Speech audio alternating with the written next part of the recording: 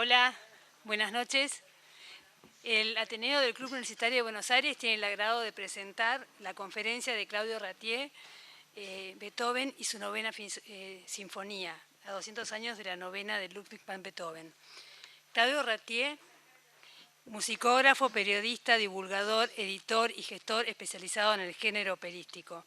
Se inició en el periodismo especializado en música clásica en el diario La Nación y fue fundador y director de la revista Cantabile y director de elencos de Buenos Aires Lírica. En el campo de la divulgación ha dictado talleres y brindado conferencias en diferentes espacios de la ciudad de Buenos Aires. Actualmente lo hace en la Diplomatura de Cultura Argentina de SCUDES y en el Club Alemán. En calidad de musicógrafo es colaborador del Centro Provincial de las Artes Teatro Argentino La Plata. Lleva publicados en diversos medios, entre ellos las publicaciones del Teatro Colón, programas de mano de Buenos Aires Lírica y Revista Cantabile, más de 130 artículos y ensayos sobre su especialidad. Para la revista del Teatro Colón publicó además sus traducciones de las correspondencias de Giuseppe Verdi. Es autor de 2 libros, Ópera por las ramas y Las óperas. Le damos un fuerte aplauso.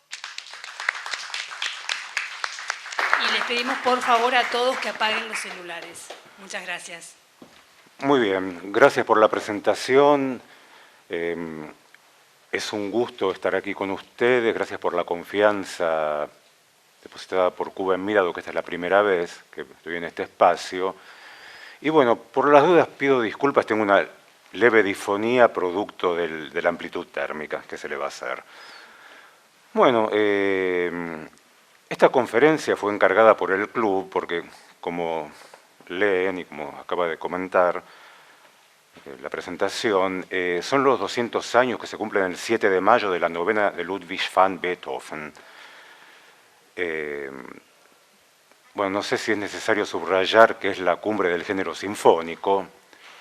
Yo creo, no sé, es muy difícil decir estas cosas, ¿no? Pero si bien después de Beethoven hubieron grandes sinfonistas como Brahms, Mahler, Bruckner, yo creo, no sé, que nadie superó esto.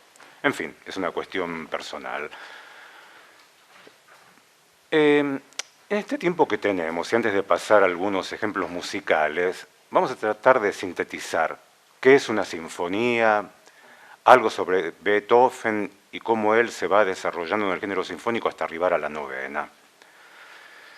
En primer lugar, lo que les comento es que la sinfonía es un género que deriva de manera directa de la obertura de ópera, que muchas veces se la llamaba sinfonía. La obertura de ópera estaba destinada, y se los digo de esta manera porque era así, a hacer un poco de ruido antes de que empezara la función para que la gente se fuera acomodando en los asientos. Era eso, no tenía nada que ver con nada, hasta que después con el tiempo la obertura se pasa a integrar cuando anticipa lo que va a pasar. Pero hasta ese momento era eso, nada más. Pero ¿qué pasa? Es una forma, un género tan interesante y con tantas posibilidades que se dividía en 3 tiempos, sin solución de continuidad, si quieren. Un primer tiempo rápido, un segundo lento y un tercero rápido, previsiblemente, que empieza a pedir, por así decir, un mayor desarrollo, un tratamiento individual de cada parte, y es así como nace la sinfonía, estructurada en 3 movimientos. ¿Quién fue el primero en componer sinfonías? No se sabe. Pero sí está el dato de que el primer sinfonista importante fue un italiano llamado Giovanni Battista Sammartini, que trabajaba en Milán, y Milán es el primer epicentro de la sinfonía como género musical. Estamos hablando de las primeras décadas del siglo XVIII. Bueno, la ópera tenía acaparados a los compositores italianos de una manera muy singular, pero no era el único género en el que se destacaban. Aunque en el siglo XIX ya la ópera va a copar todo, hay los compositores italianos por afuera de la ópera en el 1800 sobran los dedos de una mano, Paganini, Bottesini y alguno que otro más. Pero la cosa es que no siempre fue así, y Sammartini es el primer sinfonista importante que se registra. Entonces les decía, Milano es el primer centro de producción. La música de San Martini con doble M es muy agradable, toda la música es agradable de esta época. Y pueden encontrar en YouTube, ponen San Martini, compositor, les va a aparecer cualquier cantidad. Y de a poco esto se va desplazando hacia Viena, que había mucho intercambio entre las dos ciudades a raíz de la ópera. Y Viena pasa a convertirse en el nuevo epicentro. Empiezan a aparecer compositores como Wagenseil, Monn, M-O-N, que Monn hace un aporte muy interesante y es agregar un menueto a la estructura, a los movimientos, que pasa a ser el tercero, con lo cual la sinfonía clásica queda estructurada en 4 movimientos. Y así va a ser durante el romanticismo, la sinfonía en 4 movimientos. Eso se le debe al maestro Monn. Después está Dittersdorf, que es el primero en componer sinfonías que ya se van de la noción de música absoluta, música pura, porque empiezan, digamos, a relacionarla con ideas extramusicales. No sé si ustedes recordarán, pero yo me acuerdo, yo era muy chico, estaba muy de moda la así llamada Sinfonía de los Juguetes, que es un ejemplo de esto. Se le atribuía a Haydn, después se descubrió que era el padre de Mozart, estaba por todos lados, se escuchaban pajaritos, ruidos de cuerdas, no las cuerdas que se frotan, sino las cuerdas para los juguetes, ¿no? Y tenemos, bueno, por afuera de Viena, otro compositor muy importante que es Carl Philipp Emanuel Bach, hijo de Johann Sebastian. Y para volver a Viena lo teníamos a Knecht, que es el que compone sinfonías, por ejemplo, relacionadas con la idea de la naturaleza. Ya vamos a volver sobre esto. Pero bueno, digamos, eran todos buenos compositores, muy buenos, por eso han quedado. Salieri también era un importante sinfonista. Pero bueno, no necesariamente por ser buen compositor se es un genio. Y los primeros genios dentro de esto son, bueno, Joseph Haydn, al cual el género sinfónico le debe muchísimo, y después Mozart, que tiene 41 sinfonías, bueno, Haydn tiene más de 100, algunas son muy cortitas, y bueno, está el gran tríptico sinfónico de Mozart, 39, 40, 41, ¿no es así? Y estos, bueno, son los primeros pilares de lo que se llama el clasicismo, los 2 primeros pilares, y el tercero va a ser Beethoven, ¿verdad? Así, bueno, se conforma el gran tríptico, los grandes constructores del sonido clásico.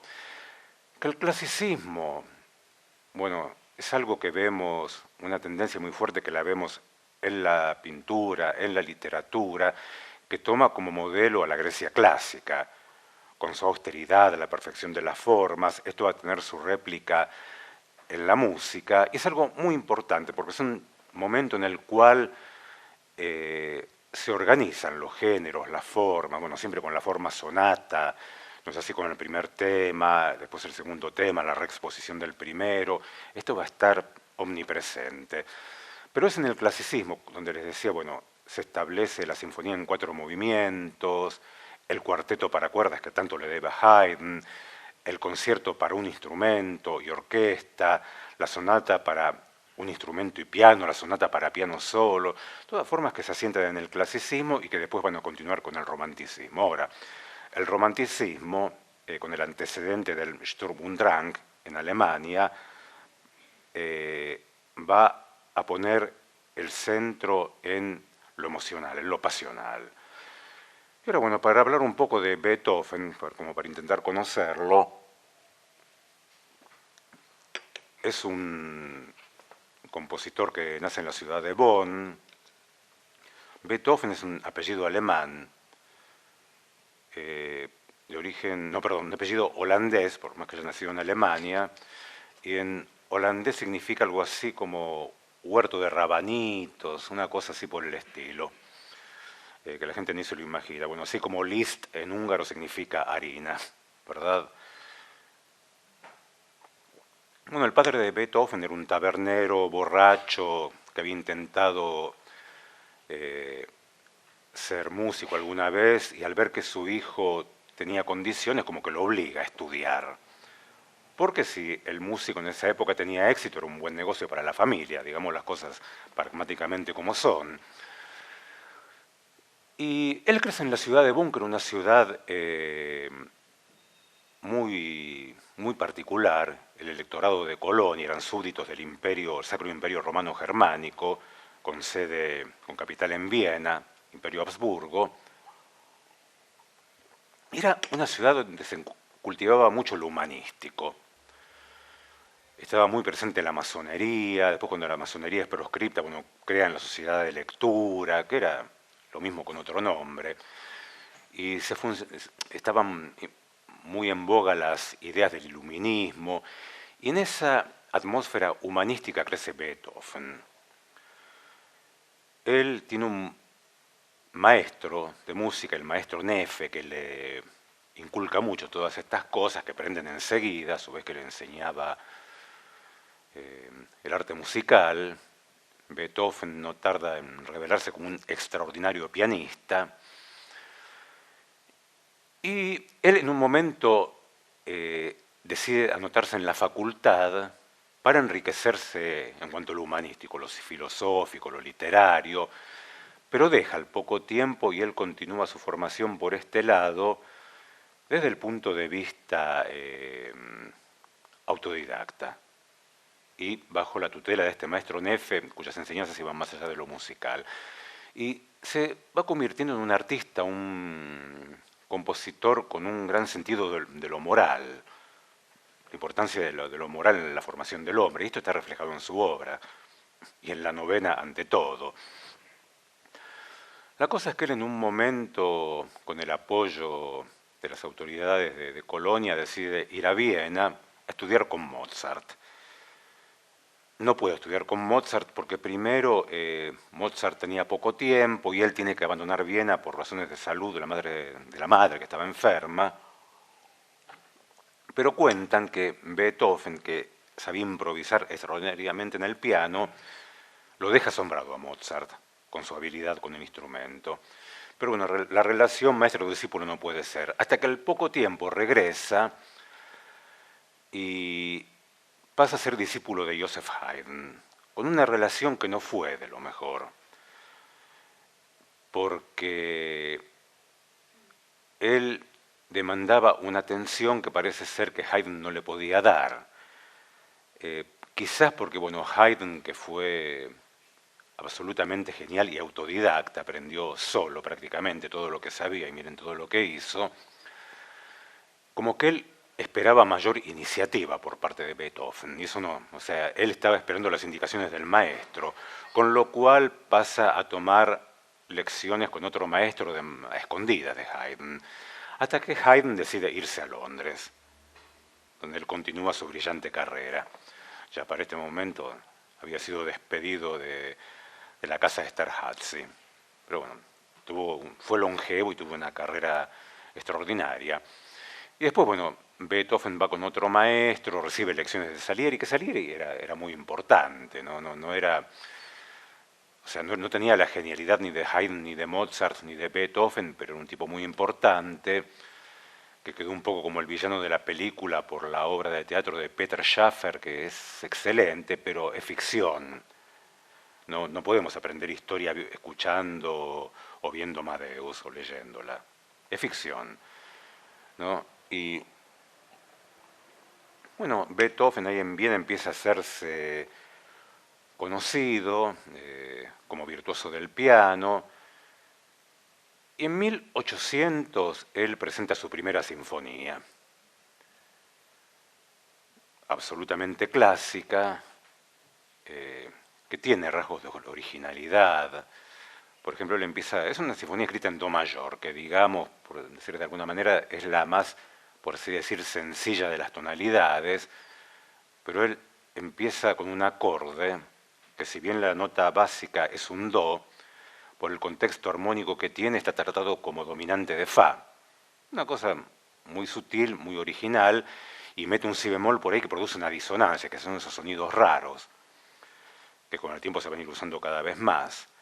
Después el último movimiento lo presenta con un toque de los violines, de los primeros violines a capela, que es una cosa muy original en la época. Tal es así que muchos que tocaban la primera sinfonía le quitaban esa introducción al último movimiento porque temían que el público se fuese a reír. Esta música que escuchamos con tan buen humor contrasta con un hecho trágico para la vida de Beethoven, que es que la sordera, aquí él tiene 30 años, comienza a dar sus primeros síntomas. Una sordera que al comienzo es parcial, después aumenta hasta que llega a ser total. Una tragedia irreversible, quizás producto de que había padecido tifus.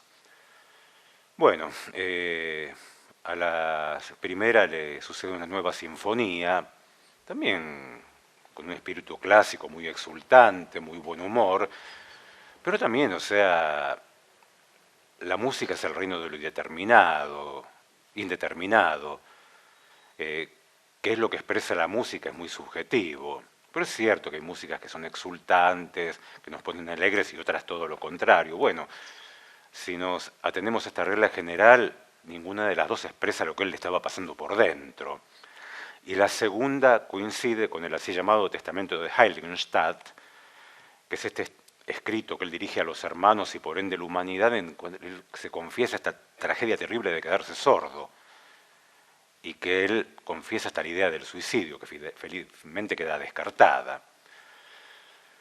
Bueno, y como es de esperar, va a llegar la primera gran sinfonía después de esto, que es la heroica, la primera gran sinfonía de Beethoven, de una extensión en el desarrollo, de una factura, de una densidad en lo instrumental, en el tratamiento de la orquestación, que podemos decir que con la heroica comienza el siglo XIX, que es el siglo del romanticismo.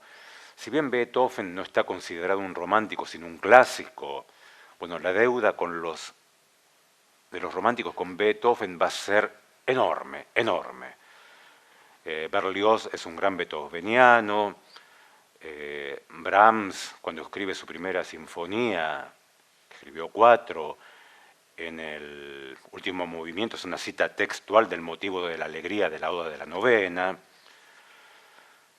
Y bueno, la tercera, bueno, que siempre está esta cuestión controvertida de la dedicatoria. El primero se la dedica a Napoleón Bonaparte, que era un adalid de la libertad, de la lucha por los derechos del hombre, pero cuando Napoleón, bueno, decide convertirse en emperador, dice, bueno, pero al fin era un hombre vulgar como cualquier otro, ahora va a pisotear los derechos, se va a convertir en un tirano, y dedica la dedicatoria antes de publicarla.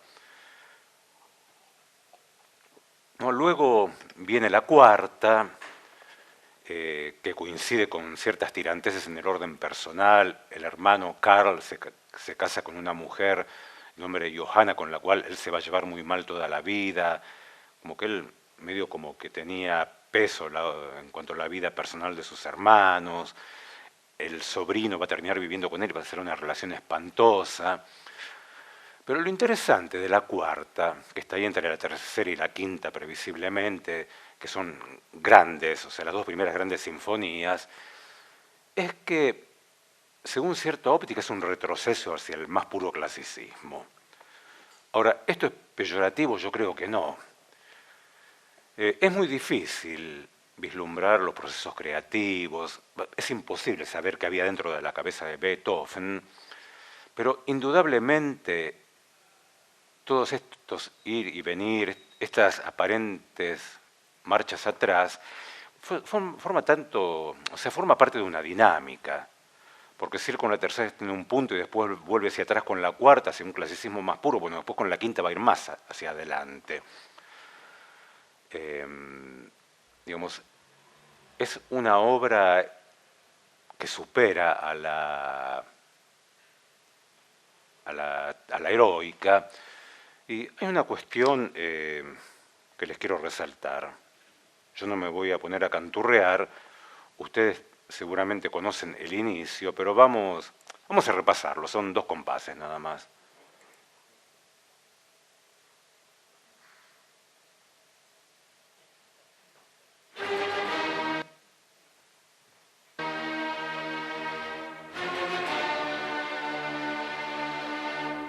Bueno, ¿cuánto se dijo de este inicio, verdad? La llamada del destino, de lo fatal. Beethoven habría dicho, es el destino que llama a la puerta, pero el rasgo de suma originalidad que encontramos acá es que este motivo, a veces desfigurado, a veces de manera textual, se va a ir repitiendo a lo largo de toda la sinfonía. Que entre otros rasgos originales, bueno, la transición del tercero al cuarto, con esa cosa expansiva, enorme, no tiene solución de continuidad.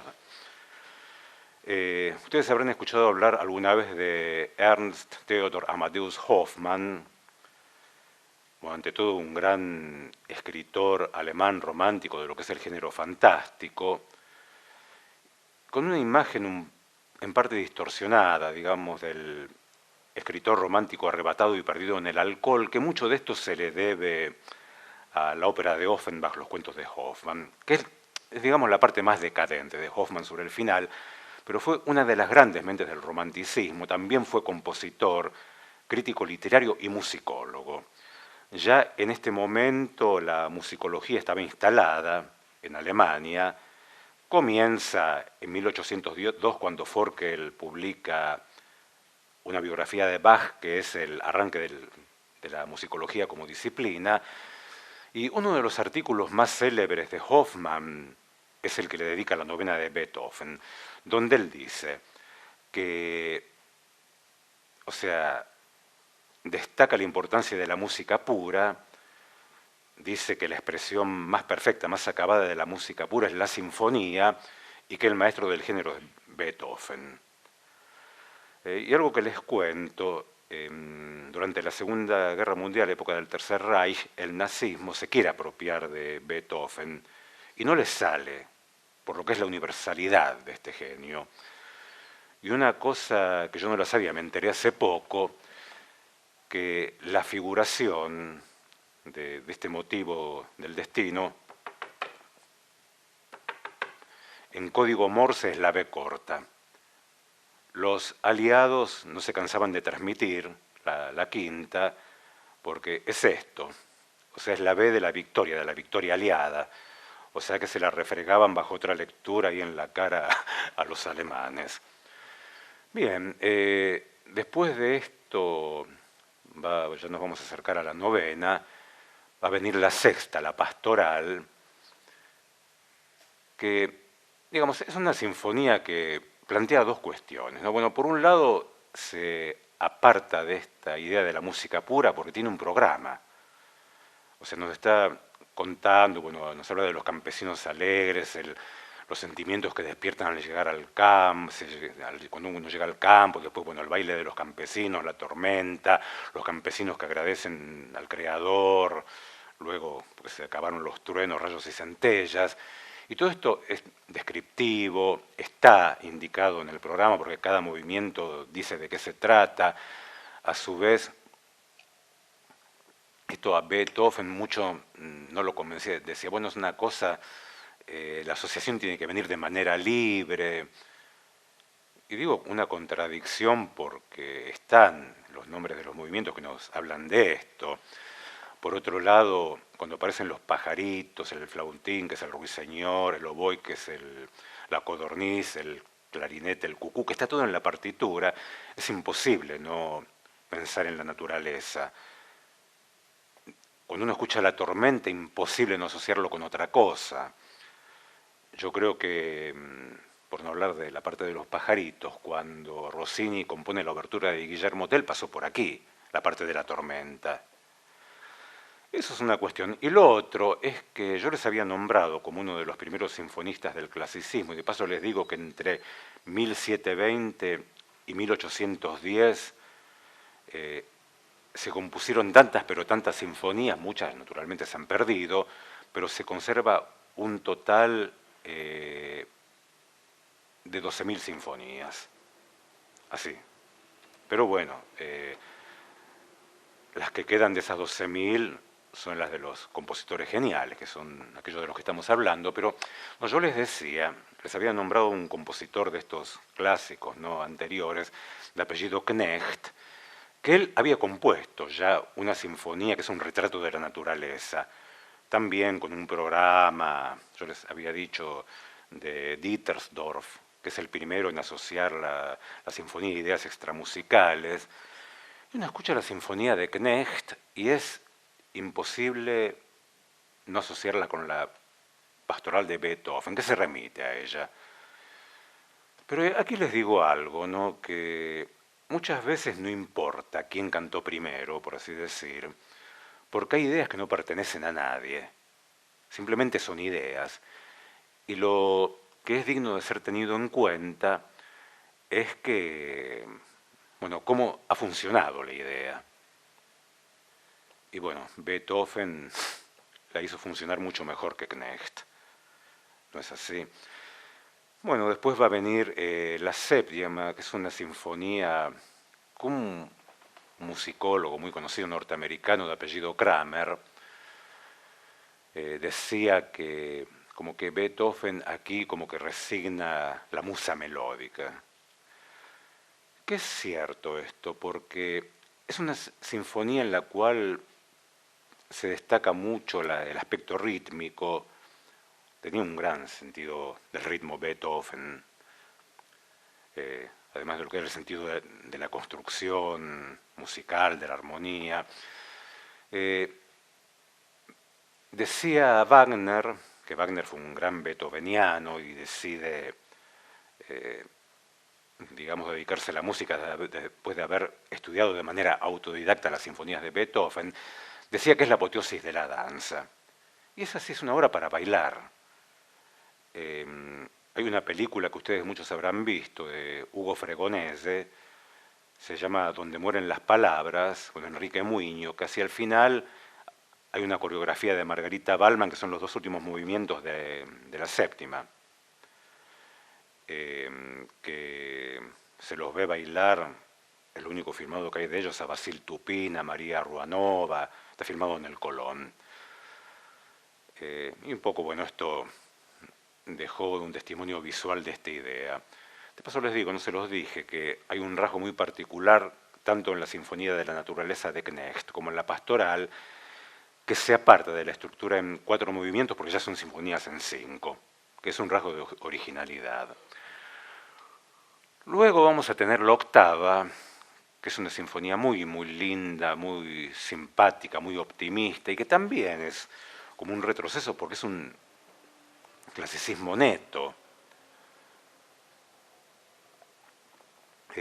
donde también se plantea, sobre todo en el segundo movimiento, tic, tic, tic, tic, tic, un particular sentido del ritmo, porque según cuentan, había un inventor llamado Melzel, que era muy amigo de Beethoven, que era el que le había diseñado esos audífonos con un pabellón que terminaba así en forma como de trompeta. No sé si habrán servido para algo, porque pobre Beethoven estaba muy, muy mal al respecto. Había inventado un instrumento que no quedó ningún ejemplar, el Panharmonicum, que era un teclado que hacía todo tipo de ruidos, un antecedente muy remoto del sintetizador. Y es el inventor del metrónomo, antecedido por el cronómetro, y como que la octava hace como alusión a este invento, que fue importantísimo, porque al poner el valor de la figura en números que se remiten al metrónomo, ahí ya hay una certeza mayor acerca de de la velocidad rítmica que pretendía el compositor sobre sus composiciones. Y a su vez, con respecto a Beethoven, hay mucha controversia sobre esto, porque aparentemente el metrónomo de Beethoven tenía un defecto. O sea que lo que ponía él, o sea, corchea o negra igual a tanto, es muy discutible, ¿no? Y la cuestión es que luego de la octava van a pasar como 10 años para llegar a la novena, Y bueno, Beethoven aquí como que quería, digamos, tomar un gran envión para componer su gran obra. Una idea que él tenía de musicalizar la oda de Schiller a la alegría, An die Freude, una idea muy de la juventud, algo que tardó años y años en plasmarse. Y es muy interesante, ¿no? Porque la oda original de Schiller tiene un carácter completamente distinto. Beethoven aquí hace cambios en el orden, corta partes, le escribe toda esa introducción del bajo, Freunde, nicht diese Töne, todo eso de la mano de Beethoven. Y queda como, bueno, un canto a la alegría dirigido a los millones que conforman la humanidad. Y aquí está este sentido moral de Beethoven, es la utopía de una humanidad hermanada, que ha superado su diferencia, sus grietas, que son parte de la historia de la humanidad. Una humanidad que vive en este estado de alegría. ¿No es así? Bueno, por un lado, Goethe nos diría que no hay nada más insoportable que una sucesión de días felices, y por otro lado, bueno, es una utopía que quiere decir en ninguna parte, es una cosa irrealizable, pero es un gran anhelo humanístico del compositor. Y en cuanto a la oda de Schiller, la original, para decirlo de algún modo, es una canción de borrachos, porque está dedicada al vino, es un canto báquico, tiene partes muy, digamos, tristes, dolorosas, y después, bueno, cómo el alcohol nos ayuda a superar eso y estamos todos contentos. Ahora, cómo Beethoven manipula todos estos materiales y hace una cosa completamente distinta, es asombroso. Chapeau. Y queda completamente modificado el carácter, como que los versos de Schiller son un punto de partida para una cosa diferente. Yo les cuento, hay un libro, Esteban Buch, La novena de Beethoven, Historia política del himno europeo.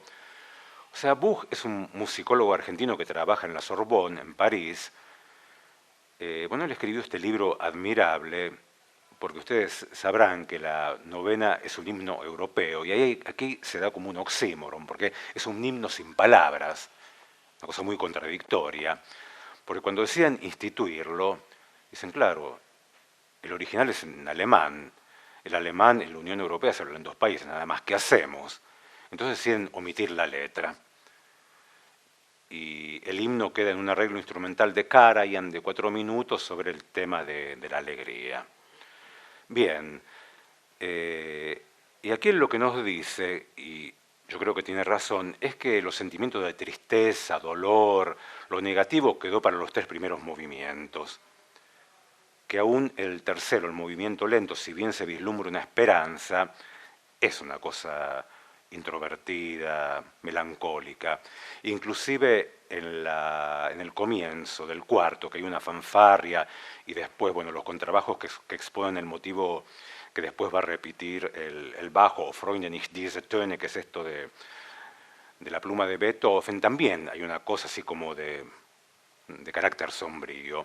Pero después, bueno, cuando empieza el motivo de la alegría, ahí ya el carácter cambia completamente. Lo negativo, lo triste queda hacia atrás.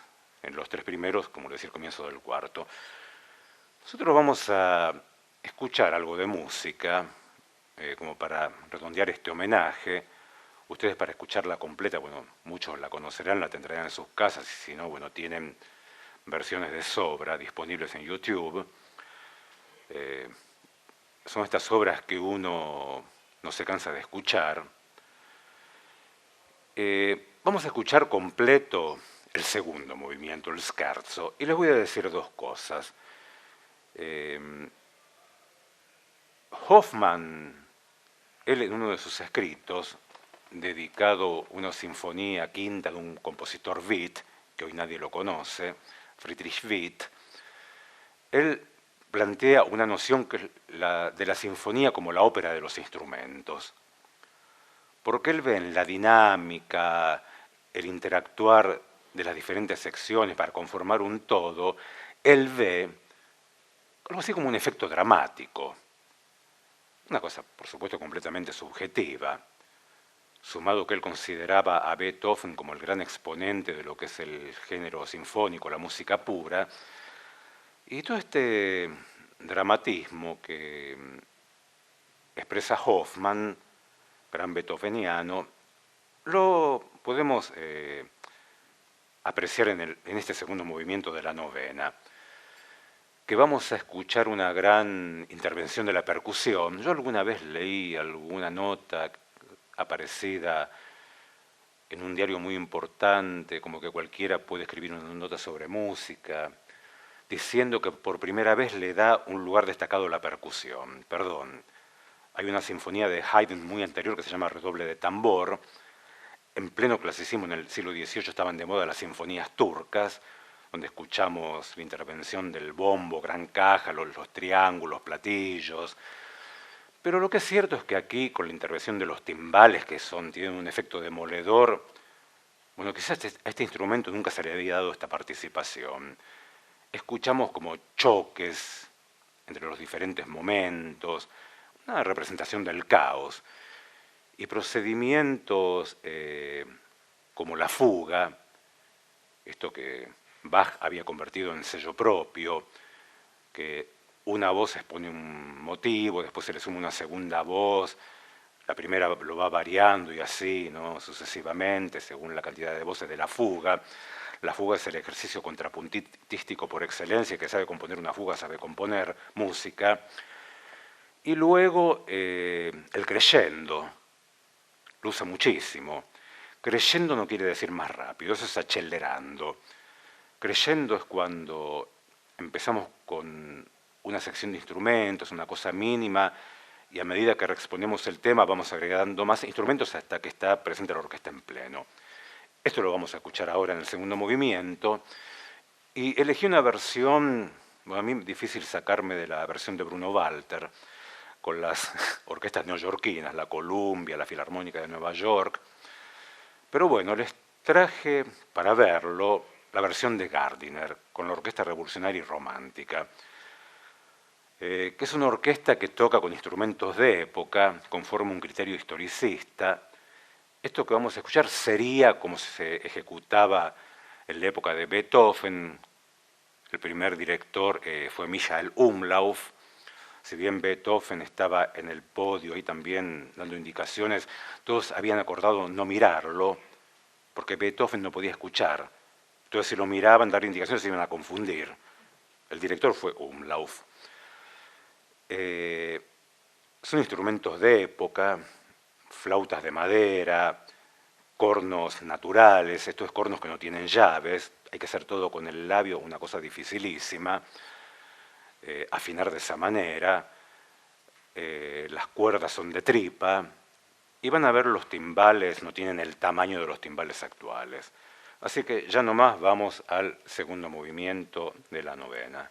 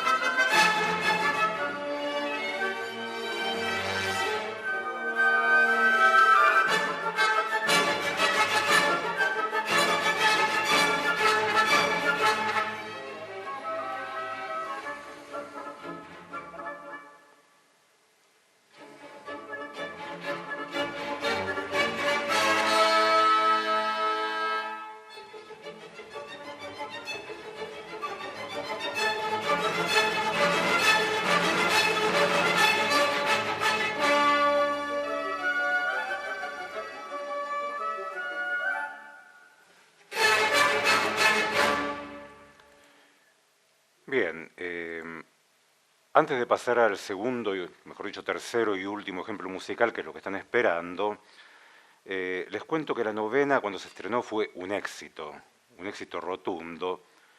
Beethoven fue un genio reconocido en vida, era muy apreciado, muy valorado. Esto no quiere decir que haya sido millonario, porque para ser millonario en esta época había que dedicarse nada más que a la ópera, y aún así todo es relativo. Pero fíjese lo importante que fue Beethoven, que cuando él muere, 3 años después, al entierro van 20.000 personas, cosa inusitada para un músico hasta ese momento al menos. Bueno, yo para el tercer movimiento, que no lo vamos a escuchar completo porque es imposible, podría haber elegido un fragmento de esta versión, pero decidí dar una vuelta de tuerca y hacer un momento interdisciplinario. Porque lo que vamos a ver es una escena de una película de Eliseo Subiela que se llama Hombre mirando al sudeste, una película del año 86, que es la película que él lo hace célebre. Luego va a filmar muchas películas más, para mí ninguna supera la primera, que tiene uno de los más grandes momentos del cine argentino, que es lo que vamos a ver, que es la Oda a la Alegría. El director, bueno, se lo ve dirigir al actor que hace de Errantes, pero el director es Reinaldo Zemba, que aparece, un director que dirigía la Sinfónica de Entre Ríos, si mal no recuerdo, y aparece un cameo con algunos cantantes solistas en el cual se ve claramente el rostro de una cantante muy, muy importante que es Mónica Ferracani. Así que bueno, vamos a escuchar lo principal de la Oda a la Alegría. Esto incluye el solo de tenor, que es un tempo di marcha, y es un ejemplo de esto, bueno, estas remisiones de Beethoven hacia el clasicismo más puro, porque es una marcha a la turca, el solo de tenor. Es un solo muy difícil, como casi toda la música vocal de Beethoven. Él aquí introduce la gran novedad de poner la voz humana en un género que hasta ese momento le estaba vedado, porque era solamente instrumental, y él a la voz humana la trataba como si fuese un instrumento de la orquesta, con unos saltos, unas cosas, unas tesituras muy particulares, ¿no? Y esto se ve en el solo de tenor, que, como les decía, está instrumentado a la turca. Así que vamos con la Oda a la Alegría. En la semana voy a invitarlo a Rantés a un concierto. ¿Le gustaría venir con nosotros?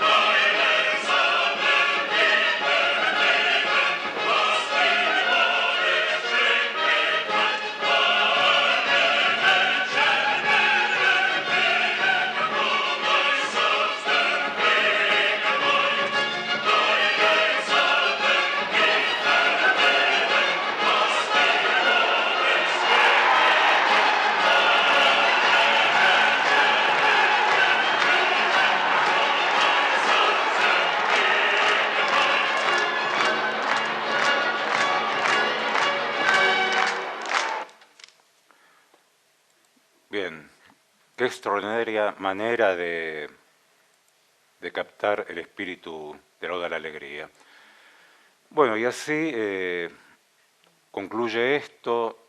No sé si hay preguntas, si alguien quiere preguntar algo, algo que agregar. El señor.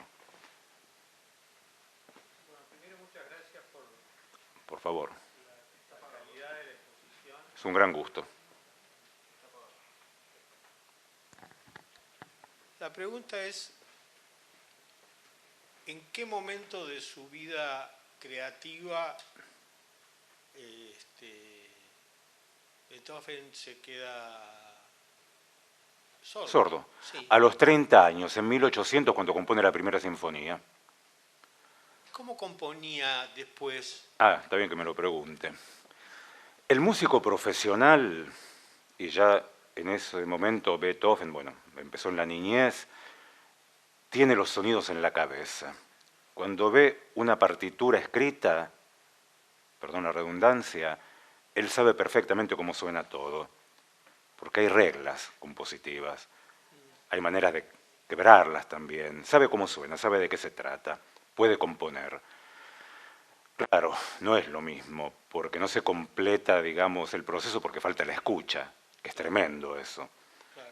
O sea, él, por un lado, intelectualmente sabía perfectamente lo que estaba sucediendo, pero le faltaba ese complemento. Gracias. No, por favor. ¿Alguna otra pregunta? Parece que no. Bueno, muchas gracias. Allá al fondo una señora quiere preguntar algo.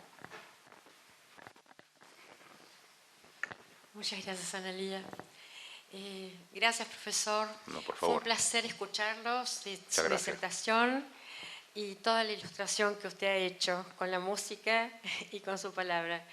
Y yo leí que es verdad que la sinfonía es la única que tiene coro de voces. Es la de primera. Beethoven. Es la primera. Es la primera y la única No. en ese momento. Porque, claro, pero más tarde, bueno, Mahler va a incorporar la voz a la sinfonía, por dar un ejemplo así relevante. Primero Claro. con la voz solista y después va a llevar el coro, ¿no? Está la Sinfonía de los 1000, que no son 1000, pero bueno, es doble orquesta, 8 solistas en vez de 4 y doble coro. Que siempre se dice, no hay lugar en Buenos Aires donde entre semejante orgánico.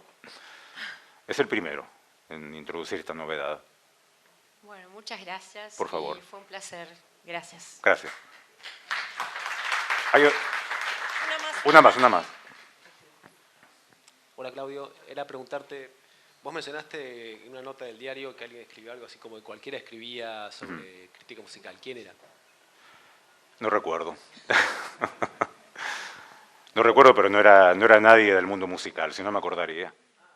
No era ningún crítico, ni divulgador, nada. Por eso me olvidé. Bueno, gracias. Gracias. Gracias.